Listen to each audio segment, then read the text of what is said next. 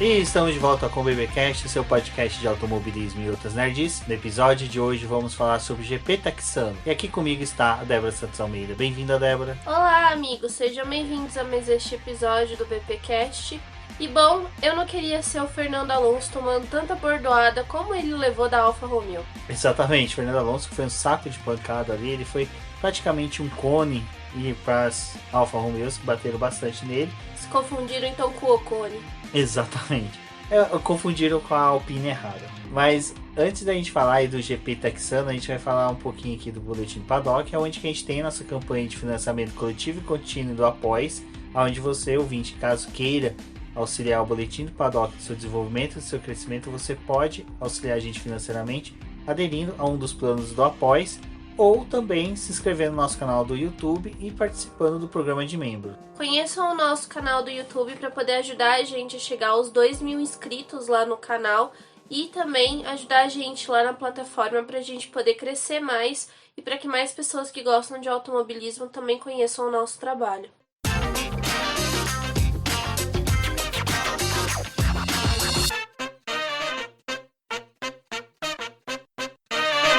Bom, Débora, o legal é que a gente já chegou nos Estados Unidos com várias dúvidas, principalmente questões dos motores da Mercedes, né? Principalmente da confiabilidade deles e mais ainda do próprio motor do Lewis Hamilton, né? Que a gente sabia aí, teve troca de peças, mas não houve a troca geral do motor.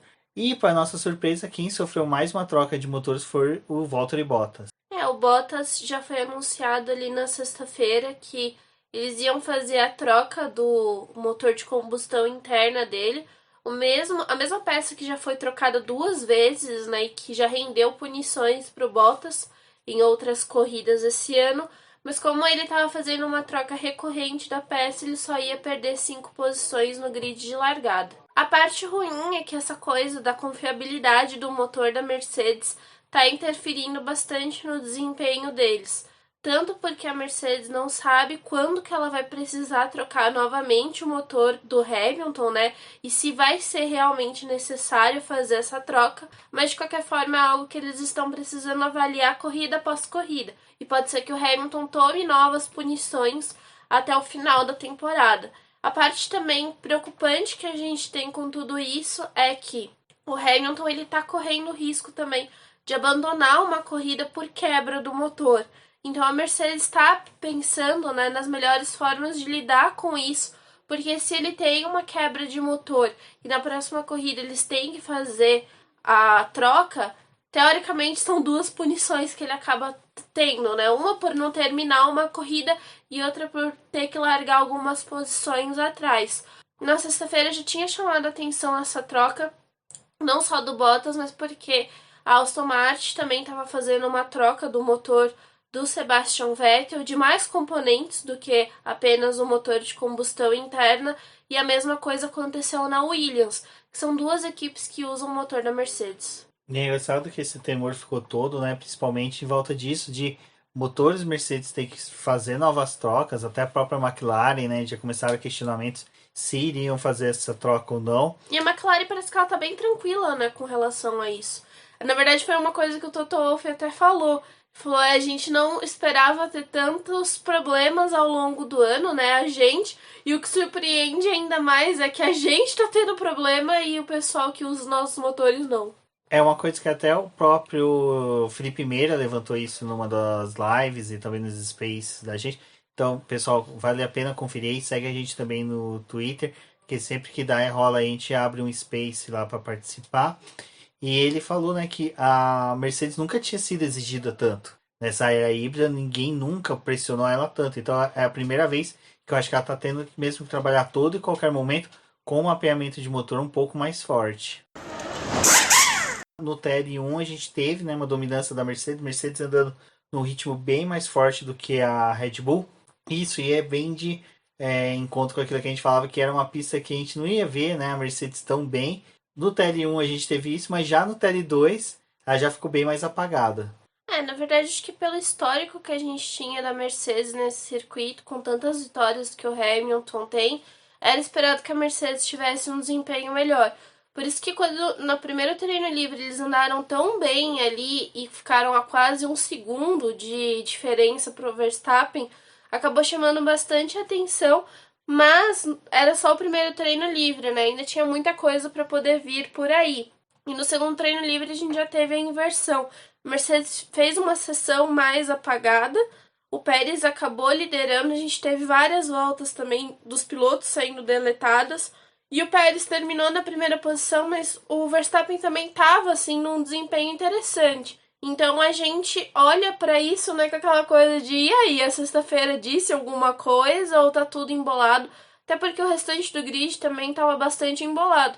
Acho que a única coisa que a gente poderia afirmar desses 2 treinos livres que a gente teve com mais precisão era que a Ferrari estava tendo uma performance muito boa, que era algo até esperado para eles nesse circuito, depois da troca que eles passaram de motor também, e conseguiram fazer uma boa corrida ali na Turquia, então também era esperado que aqui eles fossem ter um desempenho mais interessante. E o destaque também ficou, né? A gente já partindo aí para o sábado, foi o Pérez que liderou o TL2 e o TL3, e que ele ali começou a se mostrar um pouco mais acertado com a pista, né?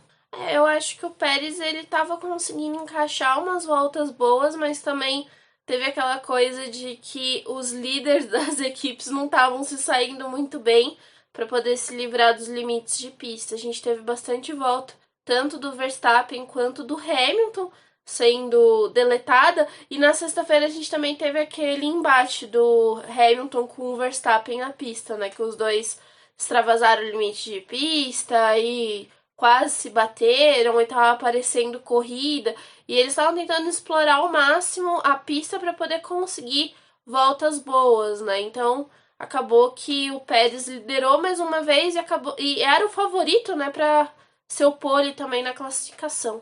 Mas antes até mesmo da classificação, a gente teve ali, você até brincou no começo com o Fernando Alonso. O Fernando Alonso já começou a ter problemas na sexta, né? Teve troca de motor no sábado. Fernando Alonso super apagado durante todo o fim de semana, com muita dificuldade para poder andar na pista. Logo que a gente teve o primeiro treino livre, ele já saiu dos boxes, teve problema e a gente teve aquela paralisação ali da sessão para remoção do carro dele. Foi uma das coisas que a equipe acabou alertando ele pelo rádio, né, pedindo para ele parar o carro imediatamente, que não dava para eles seguirem. Até que foi uma manobra da Alpine de conseguir retomar com ele a sessão, né? Então ele participou ainda do primeiro treino livre, do segundo treino livre, mas no sábado eles já informaram que teve que trocar toda a unidade de potência do Fernando Alonso, e a troca do Alonso foi muito mais drástica do que a de todos os pilotos que a gente teve do fim de semana, enquanto tanto o Sebastian Vettel e o George Russell passaram por trocas pequenas no motor. O Alonso ele recebeu uma unidade de potência inteiramente nova. Então, todos os componentes que fazem parte da unidade de potência, que se eu não me engano são 7 elementos, foram trocados. Bom, dessa vez a gente teve uma característica interessante na classificação, né? Que foi que os pilotos punidos decidiram, né, realmente acelerar, entregar resultado, e todos avançaram por Q2. Normalmente a gente vê eles somente dando ali algumas voltinhas, só um check-down mesmo, só que dessa vez não. Até o Vettel mesmo, que é um piloto que dificilmente iria pro Q3, sabe que ficaria no Q2, principalmente da Aston Martin não tá rendendo tão bem, ele competiu normalmente no Q1, conseguiu avançar pro Q2 e foi algo interessante, que é uma coisa que a gente até criticou quando teve uma das vezes que teve punição, que era esse lance dos pilotos nem sequer fazer volta rápida, nem quiser tentar. O Verstappen foi um desses quando teve a troca de motor. Então, aqui, né, na verdade, no Circuito das Américas, eles estavam bem preocupados quanto à posição de largada. Então, a gente teve esses pilotos que, mesmo punidos, tentaram avançar para o Q2 porque ia determinar a posição de largada deles no domingo. Então, como tinha mais de um piloto punido, ia depender do posicionamento deles em questão de voltas, né, do tempo, aonde eles iam largar. Então a gente acabou tendo essa movimentação aí realmente na pista. Parte ruim foi o George Russell tendo o tempo dele, né? O único que ele tinha conseguido aferir sendo deletado. Outra característica que foi interessante aí já no Q2 foi o Fernando Alonso, né, que teve que fazer a vez aí de segundo piloto e dar vácuo pro Ocon, mas as Alpines esse final de semana estavam uma draga nessa pista. No entanto que disputaram posições aí, desculpa, né, com as Alfa Romeos, né? Então foi realmente um final de semana para esclarecer das Alpines já ali no treino classificatório mesmo. Fernando Alonso está demonstrando, né, muita benevolência aí para com o companheiro dele de equipe. Eu ainda estou com aquela teoria de que Fernando Alonso morreu e foi substituído, porque não sei como existe tanta bondade no coração de Fernando Alonso, até mesmo ficando pistola com as Alfa Romeo. Mas ele teve que ir, né, para a pista para poder ajudar o Ocon cedendo o vácuo, para ver se o Ocon conseguia passar. Mas, gente, olha só como o mundo é, né? Esse mundo aí, ele é uma terra que acaba capotando, né? Porque Tsunoda também é outro que morreu e foi substituído nesse restante de temporada. Porque tava num sofrimento para poder passar sequer, né, pro Q2, mas agora tá, uhul! Q3 sempre, conseguiu tirar o Ocon e foi pro Q3. O Tsunoda no Q3, olha, foi surpreendente, mas é bacana. Porque, assim, aquela coisa que ele falou, eu estava até surpreso da renovação. No caso dele ali, ele tá começando a mostrar resultado. E o fato de... Depois do que o Tost falou, né, do calendário, se não tá satisfeito em correr e ficar aqui 23 etapas que saia, agora o Tsunoda ele quer correr 40 no ano. Não, e sobre o Tsunoda a gente vai comentar um pouco mais na corrida, porque ele ainda tá com aquela ordem na cabeça do Helmut Marko de que, cara, você viu uma Mercedes é pra atrapalhar ela na pista. Mas não esqueceu de falar pra ele que a Mercedes, no caso, era Lewis Hamilton. Ele atrapalhou até o Bottas, então sobre isso a gente vai falar um pouco mais na corrida. Já no Q3, né, a gente viu uma batalha direta ali pela posição terceira do campeonato de construtores, que é McLaren e Ferrari, que elas estavam disputando, né, o grid, mas posições do grid, mas o que foi legal foi um print que a Paula Ferro Do tirou Q3. do Q3, postou e você até mesmo falou, né, Débora, que parecia Arca de Noé, porque foi tudo em casalzinho, Mercedes, Red Bull, Ferrari, McLaren, e Aston Martin, não, a AlphaTauri. Exatamente. Eles estavam ali de parzinho, né? Todo mundo que gosta de uma boa organização ficou feliz aí nesse A começo. festa junina, né? Aproveitaram que tava no Texas, vamos fazer uma quadrilha, vamos todo mundo de chapéu, de caipira, Pena que o dançar. xerife não conseguiu passar pro Q3. A Ana Molinari tá bem triste, porque mal acostumado ficamos com o George Russell indo direto para o Q3. Quer resultado, pede pro Latifi. Eu adoro ver a Ana pistolando com o Russell. Mas foi isso, né? A gente tava até numa calma, eu acho, né? Todos inspirados aí nesses parzinhos que tinham se formado pelo grid. Pérez com chance de fazer a primeira pole dele, reparação histórica nos Estados Unidos, né? Mas não, gente, não foi, né? Porque tem sempre um Max Verstappen para poder acabar com a alegria de um Sérgio Pérez, coitado.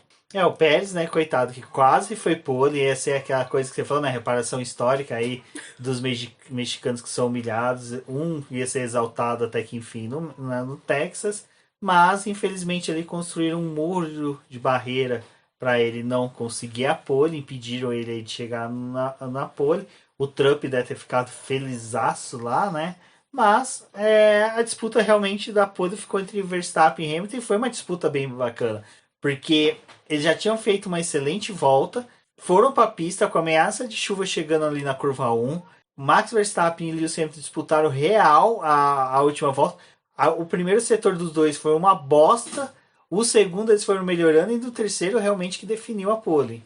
Acho que foi uma das voltas mais eletrizantes, assim. Apesar que a gente tá tendo classificações boas esse ano, mas essa, acho que aqueles pinguinhos de chuva ali no final deu uma dramaticidade maior, né? E a gente até achava que tava super garantido a pole do Pérez, porque na saída deles ali, quando começou a cronometrar a volta, todo mundo com tempo muito ruim, mas não, né? O Hamilton cruzou a linha de chegada primeiro, já tinha superado o tempo do Pérez, e aí veio o Verstappen e superou o Hamilton, né? Então essa disputa dos dois aí tá garantida até o final, gente. Bom, Débora, na corrida a gente tinha uma previsão. Na verdade, todo mundo estava fazendo duas previsões para a largada. Ou ia ser uma largada bem tranquila, ou seria uma largada onde ia ter uma catástrofe termonuclear. O pessoal já ia aproveitar que está ali no Texas, já ia poder fazer um lançamento de foguete mesmo, a gente poder escutar Houston Heavy Problems, mas a largada foi muito boa. E diga-se de passagem, o Verstappen teve sorte que o Pérez largando em terceiro, que se fosse o Leclerc ou um Lando Norris, com Carlos certeza. Sainz também. Qualquer um, menos o Bottas, que o Bottas ia dar passagem tranquilo. Mas qualquer um outro ia dificultar a vida dele ali e a vitória ia ser um pouco mais difícil. A largada acho que foi bem interessante porque tava já rolando aquela tensão ali pré-largada, né? Piloto falando que ia não dar espaço, que só ia olhar pra frente, que não tava se importando com quem tava vindo atrás. Essa foi a fala do Verstappen, né? Diga-se de passagem. E na realidade, estávamos lá esperando realmente que, né, Verstappen fosse largar dessa forma, mas parece que ele largou com o freio de mão puxado. Não assistiu meu vídeo de largada para poder saber como se faz uma boa largada. Eu tentando ensinar os pilotos que têm anos correndo, mas deveria ter assistido meu vídeo para poder reforçar um pouquinho mais aí na sua cabeçona como é que faz uma boa largada. E o Hamilton deu a escolha para ele, né? Escolhe aí o lado que você quer passar, mas filho, eu estou passando pelo lado limpo da pista. Se você não quiser se encontrar comigo, caça teu rumo. E o Hamilton conseguiu assumir a liderança da corrida, né? E o Pérez foi muito cavalheiro ali com o Verstappen, deixando o Verstappen ficar na segunda posição para buscar o Hamilton, porque como você falou, se fosse qualquer outro, não tinha deixado. E a sorte também acho que foi que o Pérez não estava sendo ameaçado, né, pela Ferrari e também pela McLaren, porque o pessoal tava se estranhando mais atrás dele. Eu acho que o Pérez ali ele tá querendo garantir mesmo a cesta de Natal, o 13º, porque foi realmente muito cavaleiro ali com o Verstappen. Deixou o Verstappen voltar tranquilamente para a pista, né? Volte por aqui, meu senhor. Exatamente. Meu senhor bondoso, pode passar tranquilamente. Mas foi uma largada sensacional e isso ditou muito ali do começo da corrida, principalmente. Foi isso que fez o Pérez perder a bebida dele. Exato.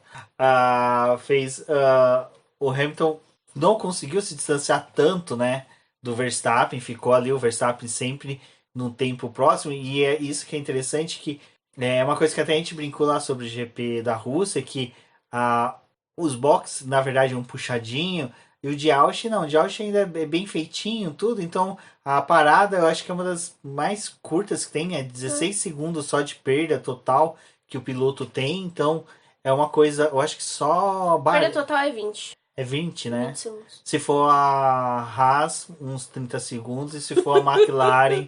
Será que a McLaren esse final de semana tava bem, né? Diga-se de passagem. Foram substituídos também. Foram todos mortos e a gente não sabe. O Zac Brown tá usando... O Zac Brown tatuado! Tá, daqui a pouco a gente fala da tatuagem. Mas a largada foi legal. E assim, não teve... Pelo menos não teve batidas. Tudo. As batidas foi acontecendo depois, né?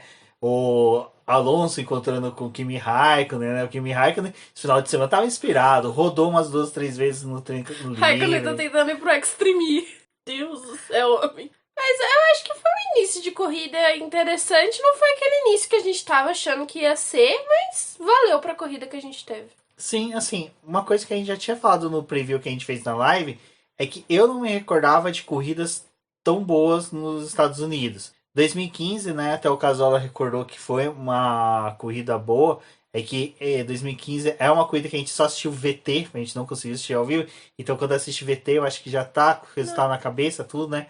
Mas eu gostei da corrida, sim. Teve essas disputas, teve a disputa da McLaren e da Ferrari ali no começo, do Carlos Sainz. Carlos Sainz só se deu bem ali naquele começo de disputa também, porque ele tava com pneus macios.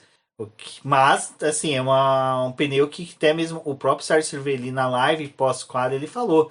Ele é um pneu muito ingrato, tipo assim, coitado, falar que o pneu é ingrato é meio estranho. Mas na primeira volta mesmo ele já fica todo destruído. Então, foi uma meia cagada da Ferrari colocar esses pneus no Carlos Sainz.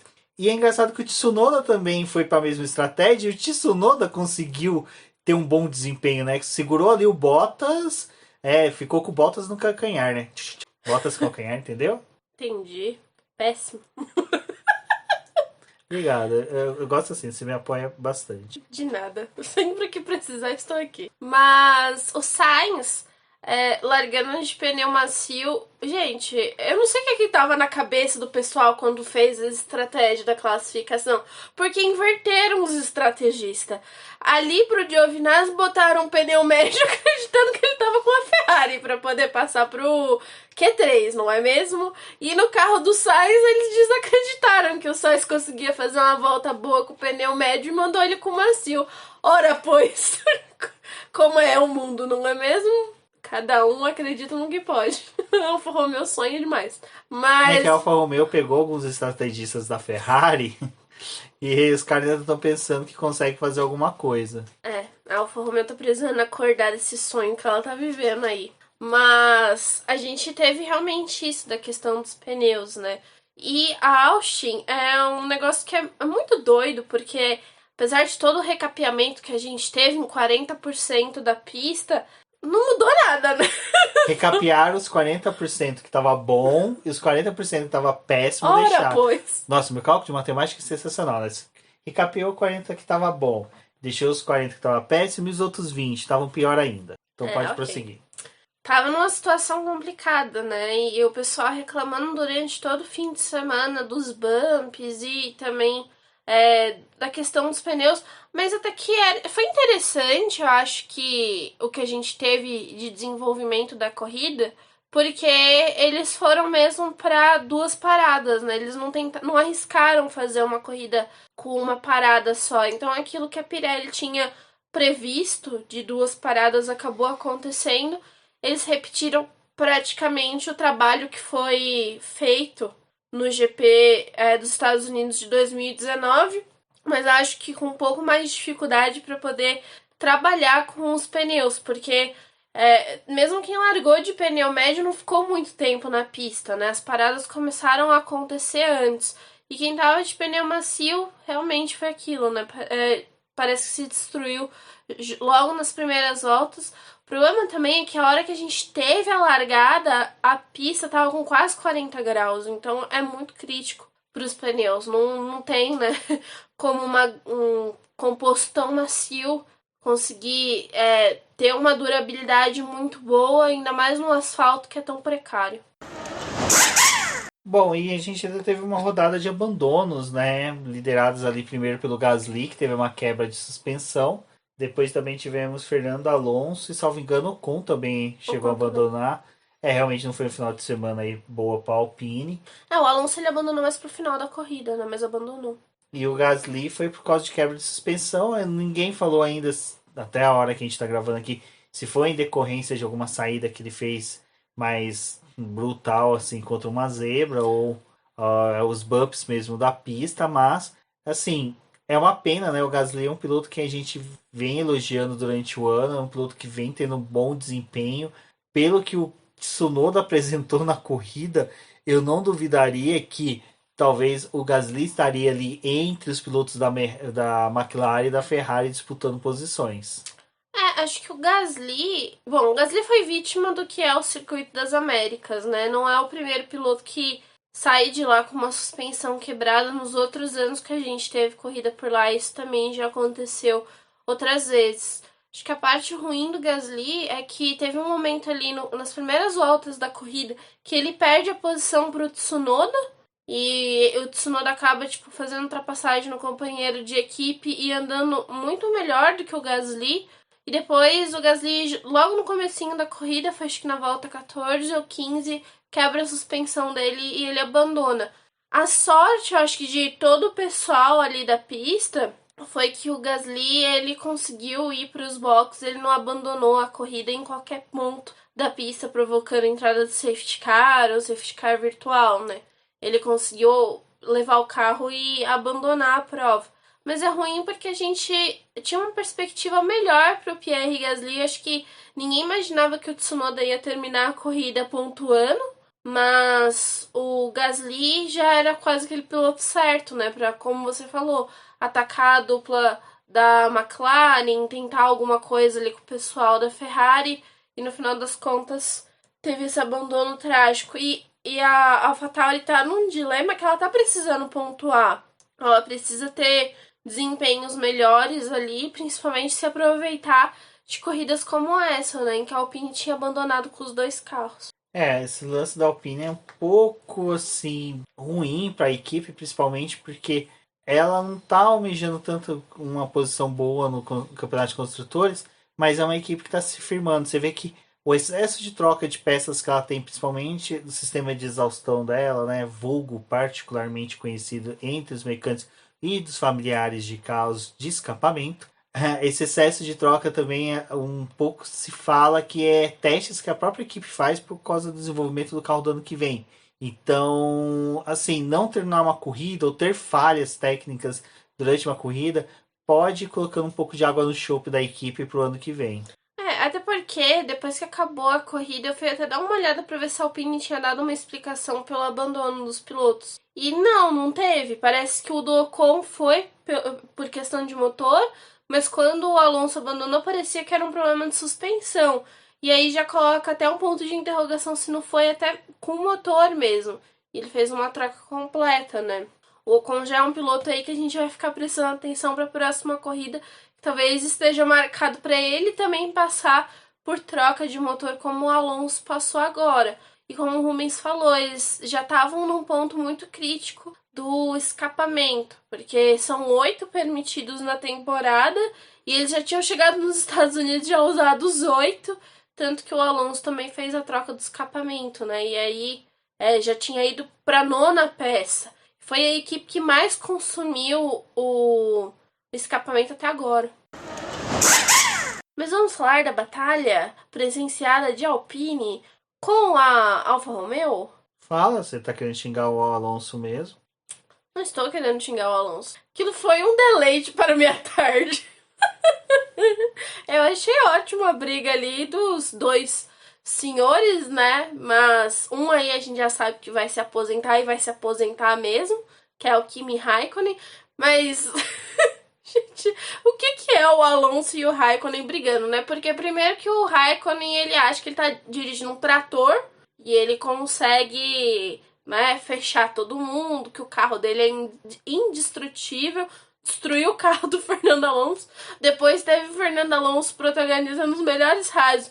Mas vocês não vão pedir pra esse cara me devolver a posição, não? E aí eu fiquei pensando, quem é que respondeu o Alonso no rádio depois? Quem teve porque coragem? nesse momento a punição tinha sido negada, né? Tinha falado, ó, nega o pedido aí do Alonso, fala pra ele ficar quieto. E ficou aquele clima tenso na Alpine, né? Porque ninguém queria avisar pra eles. O ruim de você ter dois chefes de equipe, que nenhum dos dois queria assumir a responsabilidade de entrar no rádio e avisar para o Alonso. O Alonso foi lá disputar a posição também com o Jesus, né? Antônio Giovinazzi. Alonso aí querendo provar que a divindade do Antônio Giovinazzi é apenas pela aparência. Pois é, ainda foi se encontrar lá com o Giovinazzi pra poder também quebrar o pau, né? Os dois. Foi engraçado porque também o Giovinazzi, ele tá numa fase de que ele não perdoa ninguém, né, agora. Ele não perdoa o engenheiro que fala com ele no rádio, ele não perdoa os pilotos que estão na pista com ele. Ele deve ter assistido meu TikTok onde eu pedi pra ele reagir, né? Usei ali um áudio pra um gato, mas ele é um gato, então não serviu. Os dois brigando ali também foi ótimo, né? Porque Fernando Alonso deu um gritinho, né, de felicidade que tinha conseguido passar o Giovinazzi, aí veio o engenheiro. Então, Alonso, devolve a posição aí pro Jesus. Aí devolveu a posição pro Jesus. Aí Jesus tá lá na charretinha dele tentando, né, brigar ali com o Alonso, e daqui a pouco veio o engenheiro dele. Dá a posição pro Alonso. Não entendi o motivo de ter dado a posição pro Alonso. Acho que eles não Sabe queriam. o nome desse engenheiro, né? Quem? Judas. É verdade. Olha só. Tinha que ser alguém, viu? E todo estressado pedindo pro Giovinazzi dar a posição ali pro Fernando. Afinal das contas, não adiantou de nada, né, gente? Porque a Alfa Romeo não pontuou nesse fim de semana. Estamos aí em luto. Eu apenas, porque o Rubens está feliz que a McLaren segue viva no campeonato. Mas eu estou triste até porque eu não sei o que aconteceu na corrida de Raikkonen, em que no final da corrida, que a gente tinha um pontinho para poder assegurar ali, ele roda. E sabe pra quem que ele perdeu a posição? Pra Sebastian Vettel. Labirintite. Acontece muito com o velho. Normal, isso é a idade. Tenho certeza que ele tá querendo uma vaga no Extreme. Olha, eu não vou negar. O Kimi Raikkonen, se fosse pra Extreme E, seria. Contratado pela McLaren, olha Mas só! a McLaren já tá com, acho que os dois pilotos. Se eu não me engano, pelo menos o piloto homem, ela já tá. Só não tá com a pilota mulher. Ainda. Podia ser a Bruna Tomazelli. Seria perfeito. Seria o sonho de todo McLarista brasileiro. Da McLaren, né, a gente tem que falar aí que Daniel Ricciardo realizou 2 sonhos, tatuou um chefe de equipe, né, chupa Cyril. Zac Brown mostrou que é um homem que cumpre com a palavra, um homem íntegro. Foi lá e fez uma tatuagem do autódromo de Monza no braço dele, com a data da vitória do Daniel Ricciardo, perfeito. E ainda deixou o Daniel Ricciardo. Isso que eu falo, isso que é um chefe bom. O cara pegou, ele foi lá nos Estados Unidos, comprou no leilão o carro do Daniel, levou para a Europa, fez toda a manutenção, deixou bonitinha, leva de novo para os Estados Unidos para o funcionário dar umas voltinhas, fazer um zerinho. E cara, é muito da hora isso, que é o seguinte, fez um bem danado pro Daniel Ricciardo, porque o Ricciardo ficou na frente no final da corrida e fez uma puta de uma corrida bem Daniel Ricciardo, e ficou à frente do Lando Norris, que coitado do Lando Norris estava apagado. É uma coisa que eu já até comentei com a Débora, eu acho que quando ele é um final de semana que ele não tá bem, que ele não se encaixa desde o início, ele não tá bem. Eu vou ser aqui agora a Maria Fifi. Eu acho que o Lando Norris sentiu um pouco a questão de muito holoforte para cima do Daniel Ricciardo, sabe? Não aquele ponto, uma coisa negativa, ruim dele, mas eu acho que ele sentiu um pouco assim, tipo, cara, eu tenho que entregar resultado, tenho que fazer, porque o Lando Norris esse final de semana não tava tão bem na pista, sabe? Sabe? Ele tava irreconhecível comparado com o que ele tava sendo no começo da temporada. Torço para que o Will Mesquita venha, me corrige e fala que realmente era uma pista que a McLaren não almejava muito e que realmente o Daniel Ricciardo tirou um coelho da cartola durante a corrida. Eu acho que olhando para McLaren e Ferrari era esperado um desempenho melhor da Ferrari e não da McLaren, porque tanto o Leclerc quanto o Carlos Sainz pareciam que tinham chances de fazer uma boa corrida. O problema acho que também da Ferrari foi ter usado aquele pneu macio no começo da prova e depois o restante da corrida ali, né, conforme foi se desenvolvendo. Mas o Leclerc garantiu o 4º lugar ali da Ferrari, né, o lugar que é dele por direito ali, que ele já assinou que o 4º lugar é dele. E para a McLaren sobrou ali para eles poderem disputar a posição, tudo com a Ferrari. O Ricardo foi muito bem de garantir o 5º lugar, mas eu acho que o restante da corrida, o final da corrida, depois a gente teve o Bottas, né, fazendo ultrapassagem no Norris e também no Sainz para poder terminar na frente dos dois. Então eu acho que também não era um circuito para a McLaren assim, a melhor forma para eles obterem a melhor performance, mas o Lando ele tá um pouco apagadinho mesmo, acho que depois de ter perdido aquela vitória, de ter tomado um não da McLaren de, olha, a gente não vai te dar aqui essa vitória, né, lá em Monza, deu uma parada nele, mas acho que ele tem tudo para poder melhorar, para poder continuar a ter boas corridas. Vamos ver o que ele consegue fazer. Agora, temos aí Zac Brown tatuado. O que a gente precisa lembrar disso é que temos 2 chefes de equipe, né? Um que consegue cumprir as suas promessas, então cumpriu a promessa ali com o Daniel Ricciardo, deixou ele dar umas voltas com o carro, fez uma tatuagem lá pro piloto, e temos Cyril Abiteboul, que o que? Está foragido, porque é um cara que não cumpre as promessas dele. Ele prometeu mundos e fundos pra Renault, que a Renault ia estar super bem, e não, né? Teve que sair aí, então já sabemos quem confiar e quem aceitar para poder cumprir as promessas. E não é o Abiteboul. Bom, e a corrida vai se definindo, a corrida vai se finalizando, mas quem que a gente vê na posição dele? Que já tem uso campeão, já tem plaquinha no nome, já tem ali até um cercadinho em volta falando proibida a entrada de estranhos, que é Charles Leclerc, o famoso P4 dele, que hoje eu levantei, né? Perguntaram, o perfil do Grosjean no Twitter perguntou, ele já tinha um recorde, né, de vezes finalizado no P4, ainda não. São só 12 vezes que ele terminou em P4, visto que ele está com 2 anos aí de Ferrari, diga-se de passagem, é um bom número, né? O recorde ainda pertence a Sebastian Vettel, que já terminou em P4 34 vezes. Então pode ser que o Leclerc consiga bater esse recorde com o Sebastian Vettel ainda em atividade. Então pode haver um conflito ali entre pilotos para defender essa marca. Conflito de interesses. Exatamente, mas a Ferrari estava bem, Leclerc correu bem, eu acho que vale a pena. E comparado com o que foi em 2019, que até durante a transmissão eles lembraram que foi a primeira corrida, né, em que eles tiraram o motor adulterado, tiraram o motor ali Ferrari, colocaram o motor de Fiat 147. E eu lembro exatamente dessa cena que era do Leclerc ali na reta principal da pista, abrindo o rádio e falando: gente, esse carro tá com algum defeito, tem alguma coisa ruim. E na época eles ainda estavam negando, né? Tudo. Um espírito zumbeteiro. Exatamente. Mas no final, né, a gente começou ali a prestar mais atenção na disputa entre o Daniel Ricciardo. O Ricardo já foi há bastante tempo, mas foi entre o Verstappen e o Lewis Hamilton. O Verstappen que a vitória começou a se desenhar mais a favor do Verstappen, principalmente na hora da primeira parada do pit stop, né, Débora? Sim, porque a gente teve essas paradas acontecendo muito antes, acho que do esperado.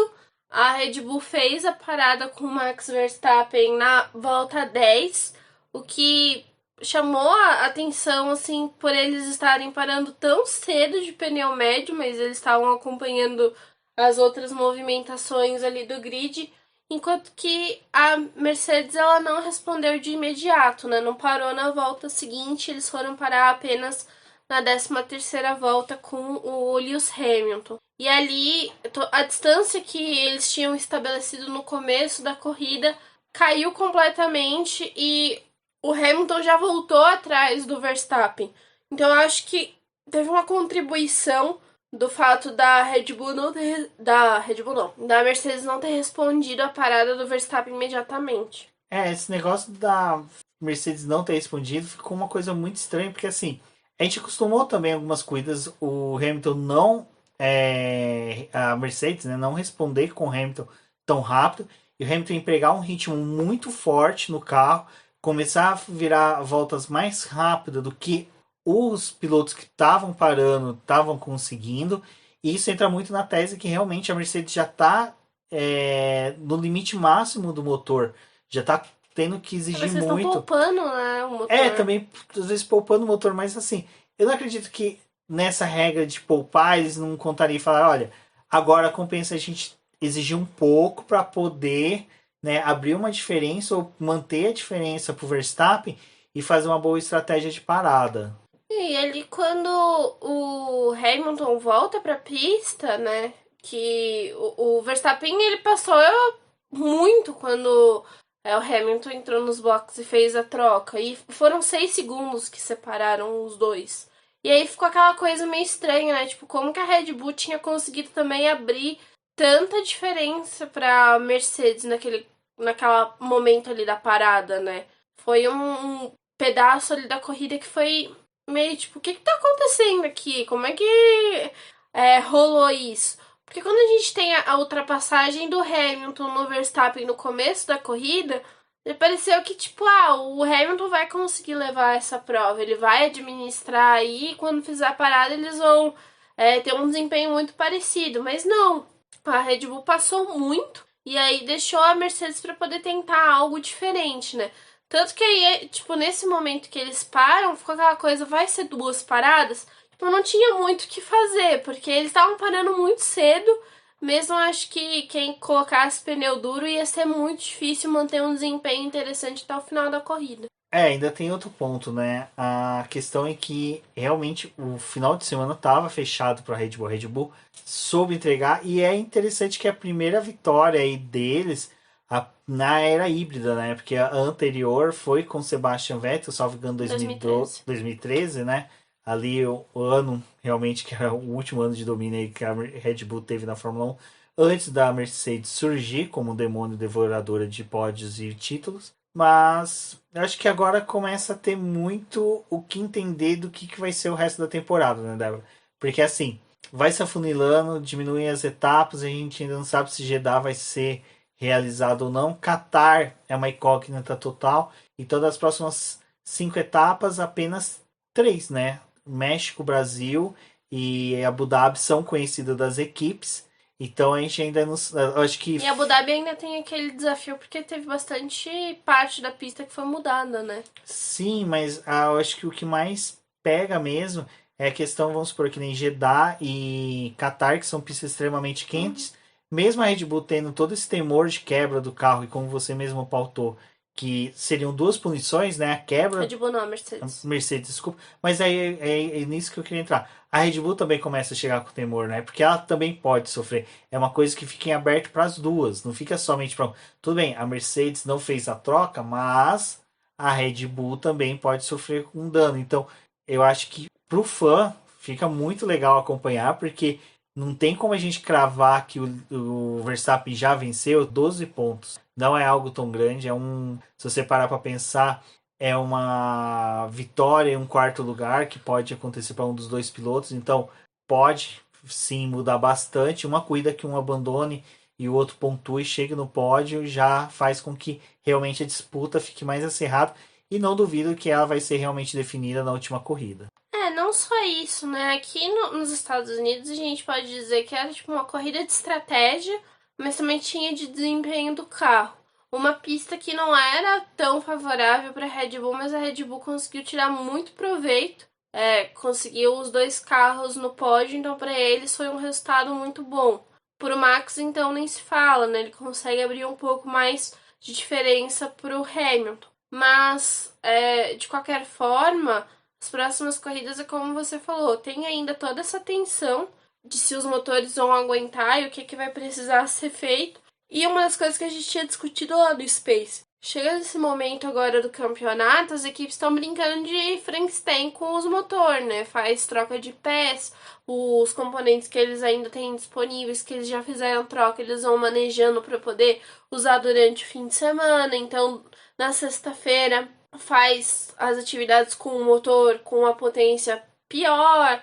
Pro sábado, que já sabe que precisa estar o carro completamente ajustado, que vai correr no domingo, eles botam as peças melhores. De qualquer forma, conforme o ano vai chegando, né, o final do ano vai chegando aí para as equipes, mesmo que a Mercedes faça uma troca de motor, ela teria, se ela fizer uma troca completa do motor, né, como a Alpine fez agora, faça algo tão drástico aí que compense para eles, fica uma incógnita na cabeça da Red Bull de será que também não compensa a gente fazer uma troca inteira desse motor e contar com um motor novo, com mais potência, uma coisa melhor até o final do ano? Porque aí está brigando com coisa de desempenho, né? E todo mundo sabe que o motor, conforme ele vai sendo mais usado, vai tendo mais quilometragem, ele vai perdendo um pouco de eficiência. Ele não vai entregar a mesma coisa que ele entregaria se ele fosse novo. Então acho que para todos os times está bem crítico. A Mercedes, ela sabe o problema que ela tá tendo em uma peça, mas ela não tá conseguindo entender da onde tá se originando esse problema, né? Eles ainda estão tentando ver o que tá acontecendo, porque eles não estão entendendo. E até porque é o motor do carro deles, tipo, das equipes clientes não estão sofrendo também dessa forma. E aí é um pouco mais complicado, porque você usa os dados das equipes clientes também para poder entender um pouco, mas de qualquer forma não tá solucionando muita coisa aí para eles. Acho que vai ser fins de semana interessantes aí. A gente vai vir aqui para Interlagos, onde muitos acham que a performance da Red Bull vai se sobressair com a da Mercedes, mas pistas que a gente tinha praticamente certeza que ia ser para uma, a gente teve resultados diferentes. Então vamos ver aí até o final do ano. Abu Dhabi é aquela coisa, né? A Mercedes também tem um bom rendimento por lá, tem bons resultados, mas a Red Bull a gente tá penando com eles aí. Acho que vai ser disputado até o final do ano. Talvez o campeonato de construtores não dá ainda para poder definir, mas tá um pouco mais tendencioso para os resultados da Mercedes. Mas no de pilotos a Red Bull tá indo bem com o Verstappen, mas o Verstappen ele tá se aproveitando de problemas, de questões que a Mercedes teve, que foi algo que no começo do ano faltou um pouquinho pra Red Bull também, né? Se aproveitar desses momentos aí que a Mercedes tava tendo dificuldade. Foi quando a Mercedes tava conseguindo liderar a corrida, tava com resultados melhores. Mas eu acho que ainda é muito cedo, mesmo faltando 5 corridas até o final, pra gente cravar que o Verstappen leva, porque tem tudo isso que você falou. Depende do desempenho deles, também se a gente não vai ter nenhuma quebra de motor ou o que cada equipe vai fazer com relação às suas trocas. E vale lembrar que em lives passadas, até com a participação da Rafael do Garota da F1, a gente pautou sobre troca de motores. A gente falava, nossa, mas trocar um motor que nem no México, como eles falavam, que possivelmente seria a troca mais correta que a Mercedes teria, porque é uma pista que a Mercedes não vai tão bem, então minimizaria perdas. Estava muito distante, mas GP do México já é o próximo. Uhum. Então, se a Mercedes fizer uma troca no próximo GP, hipoteticamente, Max Verstappen vença 25 pontos, Lewis Hamilton me chega em terceiro, quarto lugar, não tá tão perdido, se parar para pensar, sabe? Eles ainda teve a sorte que entrou, né? Qatar, Jeddah, então ainda vão ter 4 gordura, corridas, né, tem gordura para disputar. E é o que você falou. E se numa dessa do México eles decidem trocar também do Verstappen, sabe? Os 4 próximas corridas é potência total no talo. Então, assim, não é uma coisa tão ruim. Então, as duas equipes têm muita coisa ainda que podem fazer, podem ainda extrapolar, podem tentar várias coisas. E aquela coisa da suspensão também, né, que a Mercedes conseguiu fazer agora com o carro pra esse ano, né, e pra essa reta final. Estão conseguindo trabalhar muito bem com a traseira do carro. A gente tem que ver como é que essa traseira desse carro vai sair nas próximas corridas do ano também. Exato, pessoal. Então, para conversar mais com a gente aí, não deixem de seguir a gente lá nas redes sociais.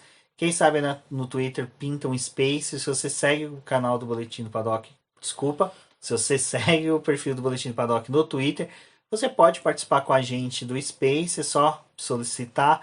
Estando também na live, você pode conversar com a gente pelo chat. E vai ser muito bacana. Terça-feira agora teremos live. E até o GP do México teremos bastante coisa aí para conversar, ainda tem muita coisa para se falar. Não esquecemos ainda da vaga do Giovinazzi, que está sendo discutida quem irá para lá, né? A Débora aqui está muito contente com essa demora que está tendo. E logo logo estaremos também discutindo o GP do Brasil, então vai ser muito bacana acompanhar. Então aqueles recadinhos de sempre. Ouviu o BBcast, se possível compartilhe nas redes sociais, marquem a gente para a gente saber quem são vocês, poder conversar com vocês. Teve ideias, dúvidas, mande pra gente. Não se esqueça de se inscrever no nosso canal do YouTube. Eu sou o Rubem GP Neto, agradeço a todos que ouviram até aqui. Um forte abraço e até a próxima. Marquem a gente nas redes sociais depois de escutar esse programa. Eu sou a Débora Almeida, no Twitter como The Flowers, e até uma próxima.